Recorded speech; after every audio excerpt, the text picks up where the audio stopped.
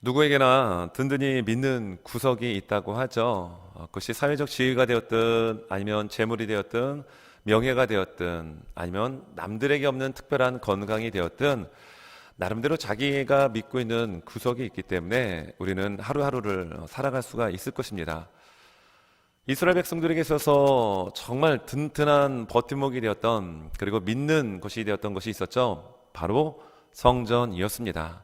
성전에서 그들은 예배를 드렸고, 또 그들의 죄악을 양과 염소와 송아지에게 대신 전가시켜서 용서를 받는 속죄제의 제사가 있었기 때문에 이 남유다 백성들과 이스라엘 사람들에게 있어서 성전은 말 그대로 정말 가장 든든한 버팀목이었을 것입니다. 그런데 그 버팀목이 어느 날 무너져 버렸습니다. BC 586년에 바벨론의 느부갓네살이라고 하는 왕에 의해서 완전히 무너지게 되죠. 이것이 한 번의 공격에 무너진 것이 아니라 BC 605년부터 해서 1차, 2차, 3차로 나눠서 공격을 당할 때에, 여러분 1차 때 포로로 바벨론으로 끌려간 사람, 또 2차 공격 때 바벨론으로 포로로 끌려간 사람, 나라가 세 번째 공격 앞에서는 완전히 무너지고 그토록 그들이 믿었던 성전마저도 완전히 없어지고 맙니다. 심지어 그들이 그토록 하나님 앞에 예배를 드렸던 성전 기구들, 성전에 사용됐던 그릇들이 바벨론으로 다 빼앗기고 맙니다. 여러분, 이러한 상황 가운데 처해져 있는 포로로 끌려간 그 사람들의 마음이 어떨까요? 그냥 믿지 않았던 것이 없어지면은 그런가 보다라고 할 수 있지만, 정말 믿었던 것, 그들에게 있어서 삶을 지탱해줬던 그 무언가가 하루아침에 무너져 버렸다면, 여러분, 그들은 포로로 끌려간 것 이상으로 더 큰 충격을 받게 될 것입니다. 지금 우리는 새로운 시대를 살고 있죠. 코로나라고 하는 국면 속에서 AC와 BC가 나눠졌다고 합니다. 역사의 기준이 되는 BC 크라이스트, 예수님 전과 예수님 오시고 난 이후에 그 역사의 기준점이 예수님이셨는데 코로나로 재편됐다라고 하는 이야기가 있어요. BC 코로나, 그리고 애프터 코로나. 여러분, 코로나가 있기 전에 우리의 삶의 스타일과 모습과 코로나가 발생한 이후의 모습은 많이 달라질 것이라고 이야기합니다. 그런데 우리가 코로나라고 하는 이 과정을 1년 넘게 지나면서 우리도 삶의 스타일이 많이 바뀌었고, 그리고 우리의 생각도 많이 바뀌어지고 있습니다. 예전의 생활로 돌아가기가 쉽지 않을 것이다 라고 하는 많은 학자들의 전망은 한편으로 좀 연세가 있으신 분들에게는 좀 답답하게 느껴질 수 있어요. 예전처럼 좀 부엉도 하고 밥도 먹고 마스크 그냥 벗어가지고 그냥 쓰레기통에 집어던지고 하하하 호호호 웃으면서 예전처럼 생활할 수 없다니 라는 말이 우리에게 좀 충격으로 와닿을 수 있을 것입니다. 여러분, 오늘 이스라엘 백성들이 포로로 끌려간 그들에게 하나님께서는 에스겔 선지자를 통하여 그들에게 끊임없는 희망의 메시지와 말씀을 전해주고 있어요. 그 가운데 오늘 47장을 보니까 성전의 문지방에서 시작되어진 이 물줄기가, 여러분 조금 지나니까 오늘 성경은 일천척이라고 얘기하죠. 여기 나오는 척은 규빗입니다. 팔꿈치에서 가장 긴 손가락까지의 길이, 일반 백성들이 쓰는 규빗은 한 45.6cm예요.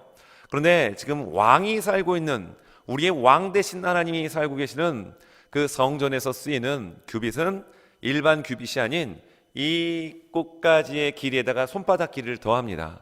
그러면 대략 한 53cm가 되죠. 1천척 길이를 측량하고 난 다음에 한 530m 걸어가니까 성전 문지방에서 시작한 물줄기가 발목까지 차더라는 거예요. 이는 마치 수돗물을 틀어놓을 때, 아니면 여러분 피곤한 몸을 좀 피로를 좀 날리기 위해서 욕탕에다가 물 받을 때, 여러분 물이 한꺼번에 그냥 다 차지는 않죠.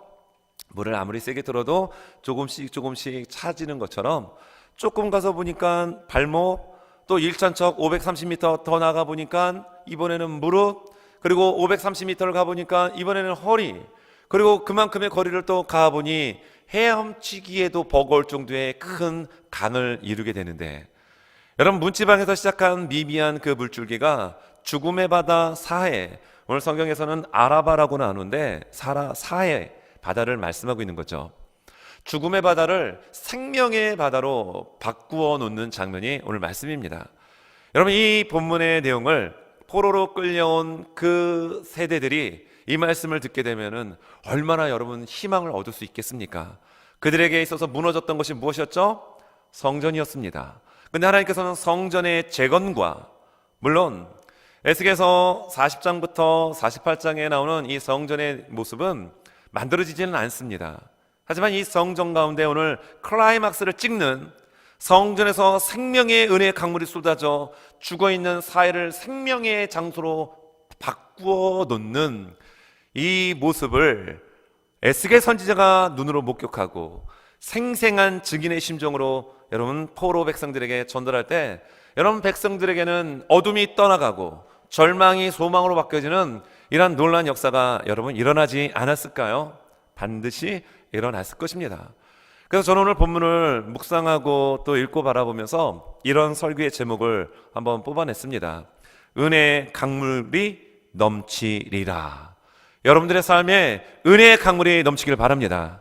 여러분의 심령에 은혜의 강물이 폭포수처럼 임할 수 있기를 바랍니다. 제가 한번 이렇게 선포할 때 아멘하고 한번 크게 여러분 같이 선포하십시오.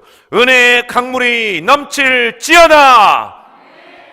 여러분, 우리에게 있어서 정말 믿었던 것들이 하루아침에 무너지는 그런 절망과 낙담을 경험한다 할지라도 오늘 성경에 나오는 그 물줄기가 무엇인지를 우리가 제대로 캐치하고 그 물줄기가 누구인지를 우리의 가슴판에 새기고 그 물줄기를 바라보면서 살아가는 우리의 삶 가운데는 은혜의 강물이 우리를 넘치게 함으로 살아나는 생명의 역사의 축제가 있게 될 줄로 믿습니다. 성경을 보면서 두 가지의 주제로 말씀 전하고자 합니다. 여러분, 그래서 첫째는 생명은 예수님으로부터 시작됩니다. 여러분, 왜 생명은 예수님으로부터 시작이 될까요? 예수님이 생명이시기 때문입니다. 오늘 성경 구약의 버전인데 왜 예수님이 생명인가? 그것을 한번 잘 매치를 하면서 말씀 전할 때 여러분, 정말 그 예수 그리스도가 여러분 안에서 주님 만났을 때 그 첫사랑이 회복되어지고 주님 사랑하는 주님 예수님만 이름만 들어도 그냥 그 구원의 감격과 은혜가 여러분의 심령에서 소생되어지고 살아날 수 있기를 예수님으로 축원합니다. 1절과 2절의 말씀입니다. 그가 나를 데리고 성전문에 이르시니 성전의 앞면이 동쪽을 향하였는데 그 문지방 밑에서 물이 나와 동쪽으로 흐르다가 성전 오른쪽 제단 남쪽으로 흘러 내리더라. 그가 또 나를 데리고 북문으로 나가서 길로 꺾여 동쪽을 향한 바깥문에 이르시기로 본즉 물이 그 오른쪽에서 스며 나오더라. 자, 어떤 내용인지 우리가 잘 묘사해 주고 있습니다. 전사가 에스겔 선지자를 데리고 성전으로 데리고 왔는데 오늘 성경 1절과 2절에 보면 이 방향에 대한 이야기가 좀 많이 나와요. 그래서 저는 왜 생명은 예수님으로부터 시작되어지는가? 오늘 본문에 나오는 세 가지의 단어가 있는데 첫째 동쪽, 그리고 제단, 성전이라는 단어를 통해서 왜 생명이 예수님이 될 수밖에 없는지 그 이유를 좀 말씀 전하고자 해요. 여러분, 여기 보면 오늘 1절과 2절에 동쪽이라는 방향이 3번 반복이 되죠. 그리고 그 이후에도 보면 또 동쪽이라는 방향이 2번 추가돼서 우리가 함께 읽은 본문 가운데 5번의 방향, 특별히 해가 뜨는 동쪽에 대한 방향을 분명하게 말씀합니다. 여러분, 동쪽은 어떤 의미를 가지고 있을까요? 오늘 성경에 보면 1절에 동전 그 앞면이, 성전의 앞면이 동쪽을 향했고요. 또 그 물이 나와 동쪽으로 흐르다가 또 2절에 보니까 동쪽을 향한 바깥문에 이르시기로라고 하는 동쪽이 나오는데, 동쪽이라고 하는 이 방향의 의미는 하나님의 임재를 여러분 말씀하고 있습니다. 성경을 보게 되면 에스겔서 43장 1절에서 5절에 보면 이렇게 나오는데요. 43장 1절에 보면 동쪽을 향한 문이라, 성전의 문. 근데 어느 쪽을 향하고 있는가? 동쪽이라고 1절에서 이야기합니다. 자, 2절에서 이렇게 말씀합니다. 이스라엘 하나님의 영광이 동쪽에서부터 오는데 하나님의 음성이 많은 물소리 같고 땅은 그 영광으로 말미암아 빛나니. 여러분, 어디서로부터 하나님의 영광이 오고 있죠? 동쪽에서부터 하나님의 영광이 옵니다. 근데 하나님의 영광이 임재할 때 무슨 소리가 들려요? 그 소리가 많은 물소리라고 에스겔은 말합니다. 여호와의 영광이 임할 때 청각 쪽으로 들리는 소리가 있었으니 많은 물소리였다. 이걸 말하고 있습니다. 오늘 성전 문지방에서 무엇이 나오죠? 물이 스며져 나옵니다.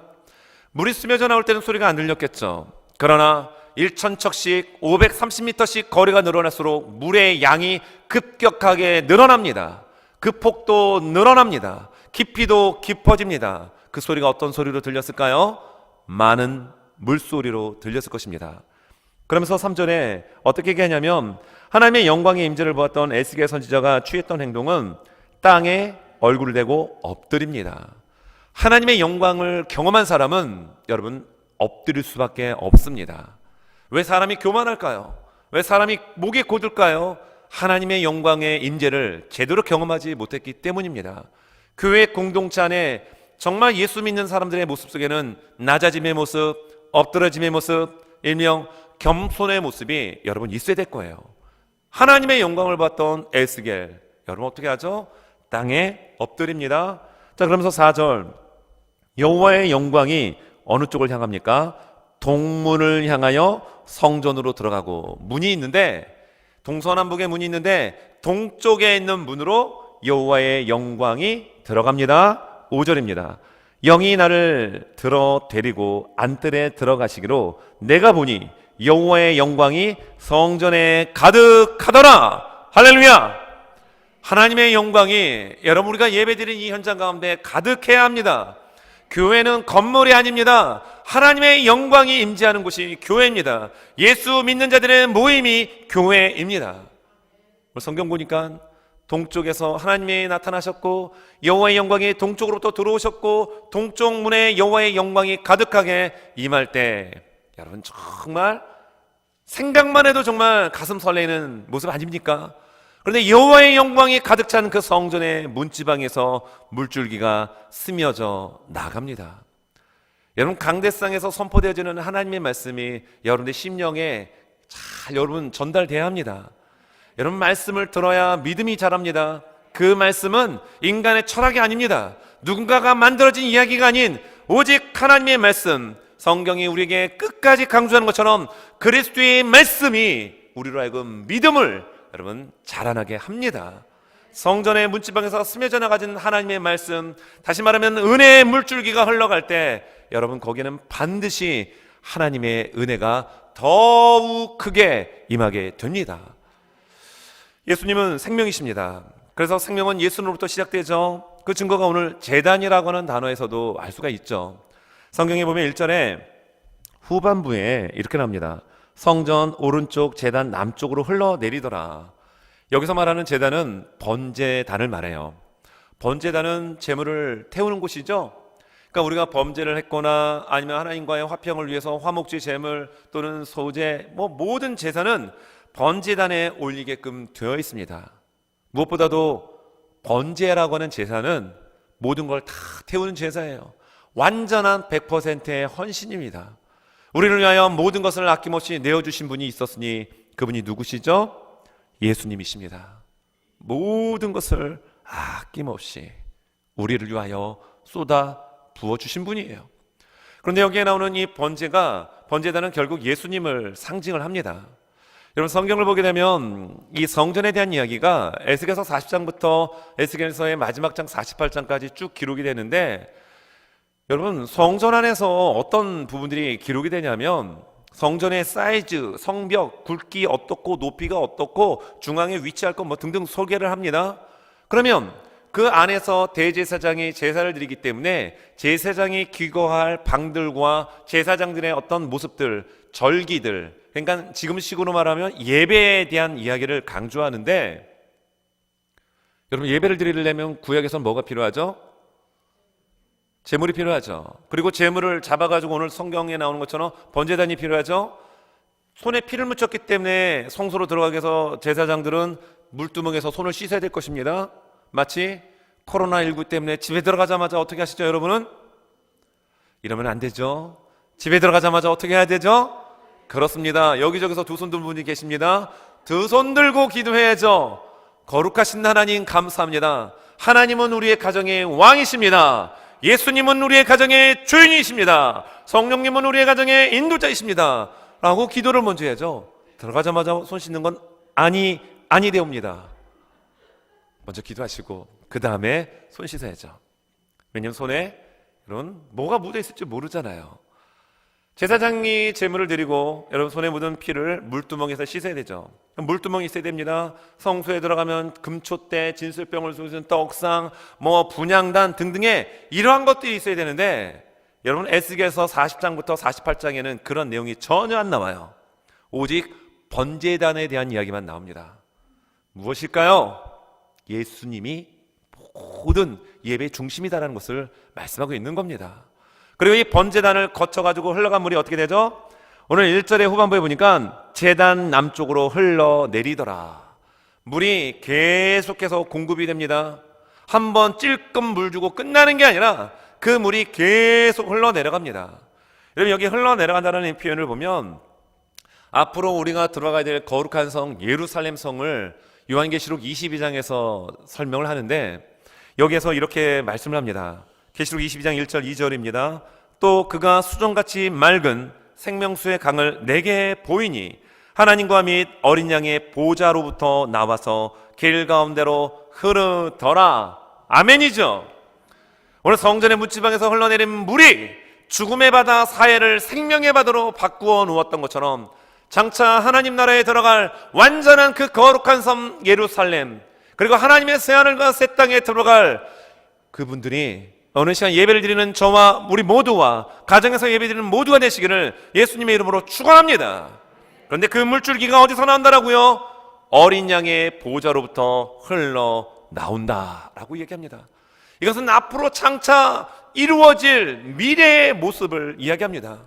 그런데 에스겔 선지자가 보았던 성전에서 흘러나왔던 이 제단을 거쳐서 나온 물들이 계속 흘러가는 장면을 우리에게 너무나도 자세하게 그려주고 있습니다. 이 번제의 단, 이 제단은 예수님을 상징합니다. 우리를 위하여 모든 것을 아낌없이 내어주신 예수님의 십자가의 죽음, 모든 것을 불태워 없애신 헌신적인 예수 그리스도의 사랑의 모습, 이걸 우리에게 말씀하고 있는 겁니다. 자, 그러면 세 번째로 보면 여러분 성전이라는 단어가 오늘 1절과 2절에 여러 차례 나옵니다. 여러분 성전 말씀의 앞부분에서 제가 이야기했듯이 이들이 오매불망 정말 끝까지 붙들었던 믿음의 버팀목은 성전이었어요. 그런데 그들이 끝까지 붙들었던 성전의 개념이 잘못되어 버린 겁니다. 마치 이런 걸 할 수 있습니다. 부적 몇 천만 원짜리 부적 하나 몸에 지니고 다니면 교통사고도 안 나고 사업도 잘 되고 무병장수하고 뭐든지 잘 된다고 하는 그러한 희망을 돈을 주고 산 부적을 몸에 지니고 다니는 사람과 똑같았단 말이에요. 성전이 중요합니까? 하나님이 중요합니까? 하나님이 당연히 중요하죠. 그런데 그들은 하나님께 예배드리기보다는 자신의 탐심을 채우기 위한 이 성전만 있으면 아무리 그 어떤 나라라 할지라도 우리를 어떻게 할 수 없어. 이 성전만 지키고 있으면 우리는 잘 될 거야. 그리고 무병장수 할 거야. 세상 사람들이 말하는 그런 많은 복의 목록을 적어놓고 그렇게 될 거라고 하는 착각을 하게 됐습니다. 온전한 믿음입니까? 올바른 신앙입니까? 잘못된 변질된 신앙이요 믿음이었던 거예요. 그래서 하나님께서는 그들에게 선지자를 통하여 끊임없이 말씀하셨습니다. 돌아와라. 못 돌아옵니다. 끝까지 그들은 성전은 붙들고 있어요. 하지만 그 성전은 껍데기일 뿐이었습니다. 그 성전 가운데 오늘 말씀 앞부분에 에스겔 43장에 나온 것처럼 여호와의 영광이 임하여야 되는데 여호와의 영광은 임하지 않고 온갖 인간의 욕심과 탐욕과 범죄와 죄악이 난무한 그러한 성전을 하나님은 바벨론의 왕을 통하여 완전히 박살내 버리셨던 거예요. 왜입니까? 진짜 성전이 누구이냐? 너희들이 그걸 놓치고 있다라고 이야기하는 겁니다. 여러분, 교회의 몸은 누구입니까? 예수 그리스도입니다. 교회의 머리는 누구입니까? 예수 그리스도입니다. 그래서 계시록에서도 21장에 예수님께서 이렇게 나타나고 계십니다. 거룩한 성 예루살렘을 멋지게 묘사합니다. 여러분, 보석 좋아하시는 분들은 요한계시록 21장을 읽으시기 바랍니다. 세상의 보석은 다 등장합니다. 그 보석이 어디에 붙어 있느냐? 성전 여기저기에 다 붙어 있어요. 보석으로 만든 거예요. 그 사이즈는요, 엄청난 사이즈입니다. 오늘 이 에스겔에 나오는 성전은 만들어지지는 않습니다. 건축되지는 않아요. 그러나 솔로몬의 성전보다도 엄청난 큰 사이즈를 자랑합니다. 근데 오늘 본문에 나오는 성전보다도 비교가 불가한 그런 엄청난 사이즈의 성전이, 거룩한 성 예루살렘이 계시록 21장에 너무나도 잘 묘사가 돼요. 온갖 보석으로 꾸며진 성전이었습니다. 그런데 여러분, 예수님께서 오늘 성경을 보면 사도 요한을 통하여 이렇게 기록하십니다. 요한계시록 21장 22절 앞에 있는 우리 스크린 바라보면 같이 한번 읽도록 합니다. 시작. 성 안에서 내가 성전을 보지 못하였으니 이는 주 하나님 곧 전능하신 이와 및 어린 양이 그 성전이심이라. 할렐루야. 좀 험한 마음 안 드시나요? 앞부분에서는 성전을 너무 화려하게 막 묘사를 했습니다. 그것만 봐도 바라만 보면 밥 안 먹어도 될 것 같아요. 그것만 바라보면 그냥 이대로 그냥 갔으면 좋겠어요.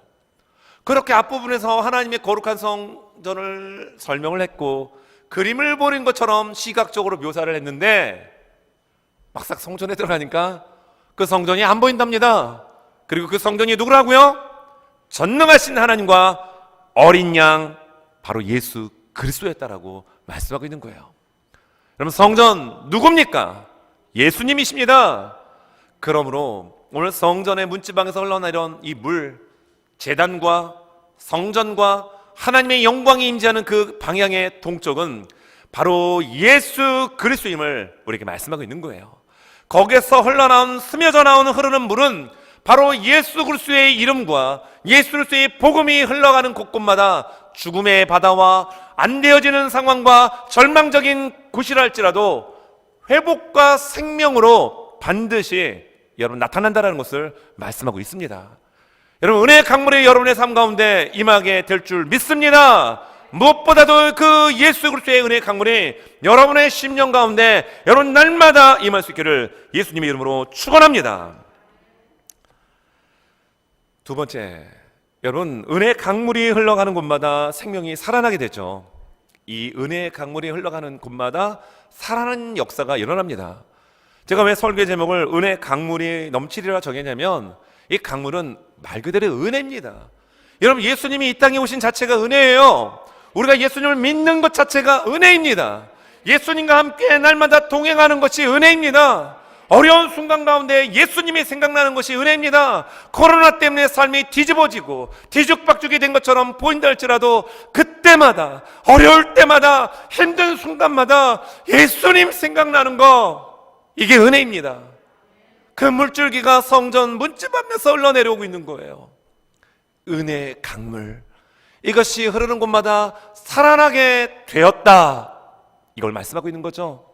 오늘 성경 말씀 8절, 9절, 12절입니다.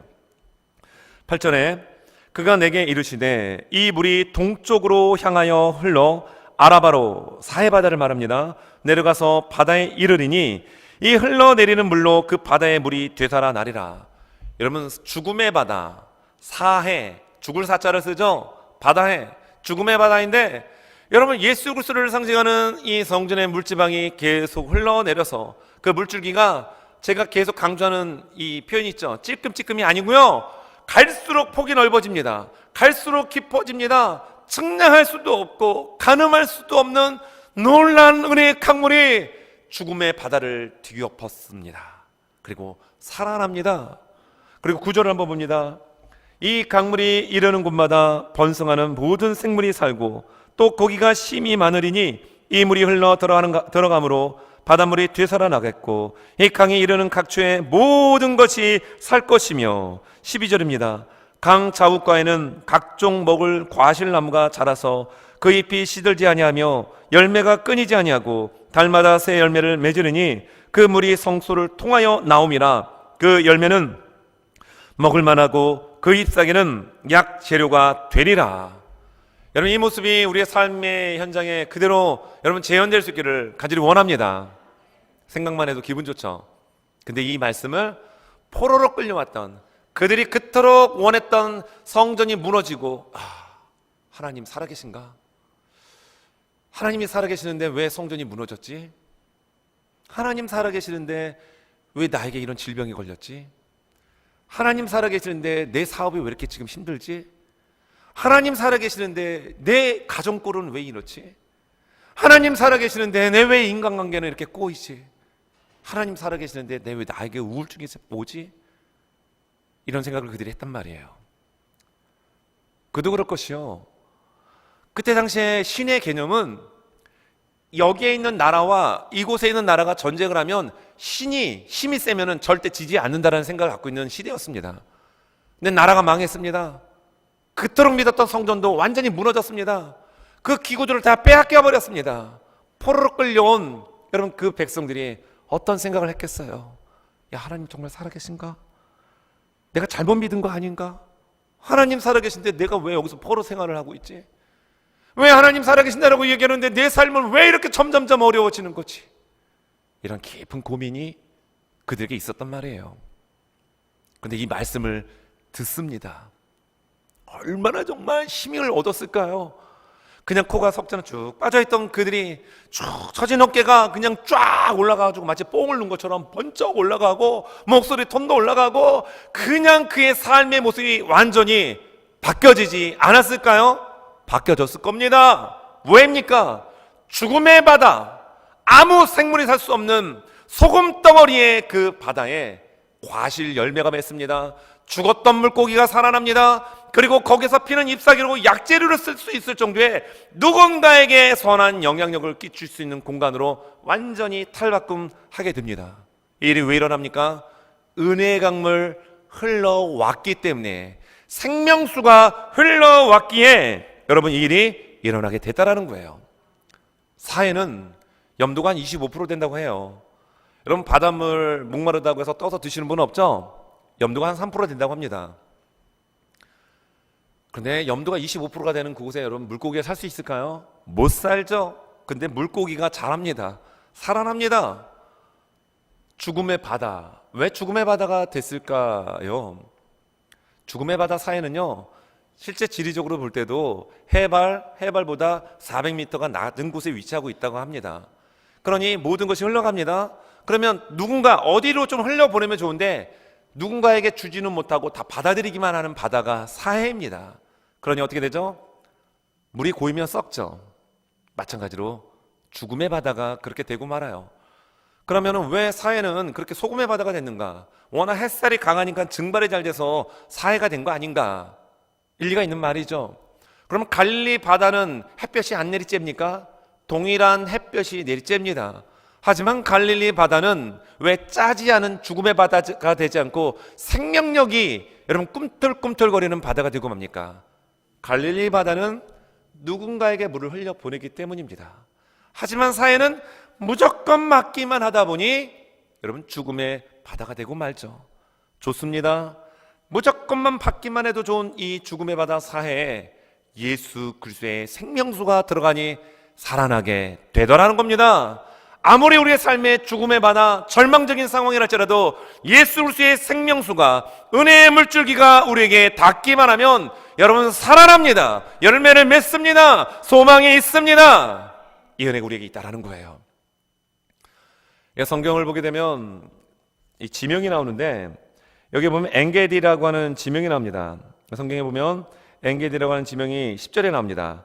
자, 엔게디에서부터 에네글라임까지 금을 치는 곳이 될 것이라. 여기 엔게디와 에네글라임이라는 곳은 죽음의 바다 사해 연안에 있는 지역이에요. 여러분, 죽음의 바다에서 물고기가 없는데 그물을 어떻게 칩니까? 안 되죠. 그런데 이 재밌는 것은요, 엔게디라고 하는 이름의 뜻이 작은 염소 새끼의 샘이라는 뜻이 있어요. 에네글라임이라는 뜻은 두 송아지의 샘, 옹달샘처럼 그 샘이라는 뜻을 가지고 있습니다. 죽음의 바다, 생명이 살 수 없는 바다에 여러분 그 연안에 있으면은 물이 나오겠습니까? 나올 수가 없죠. 하지만 이런 엔게디와 에네글람이라는 샘이라고 하는 이름을 뜻을 갖고 있는 이곳 가운데 은혜의 강물이 들어오니 원천적으로 죽음의 바다 사해가 생명의 바다로 바뀌어지고, 엔게디 그리고 에네글람이라는 곳에도 영원토록 샘솟는 그 물줄기가 펑펑펑 쏟아져 나오게 됩니다. 여러분, 저는 이것만 생각하면 참 너무 은혜가 됩니다. 여러분, 이 성전에서 여러분 기도할 때 예수 그리스도의 그 보혈의 십자가의 은혜가 여러분 펑펑펑 쏟아져 나와 여러분의 심령을 적시길 바라요. 저는 기도할 때 우리 교회 공동체, 교회에 오시는 분들마다 다른 거 아니에요. 예수 그리스도의 보혈의 은혜를 통하여 내가 죄인됨을 고백하고 예수를 영접하고 예수 믿는 생명의 역사가 이곳 가운데 임하게 하옵소서. 그 기도를 날마다 드립니다. 보혈의 은혜가 임할 때 예수 그리스도의 생명수가 여러분 닿기만 하면 살아나요.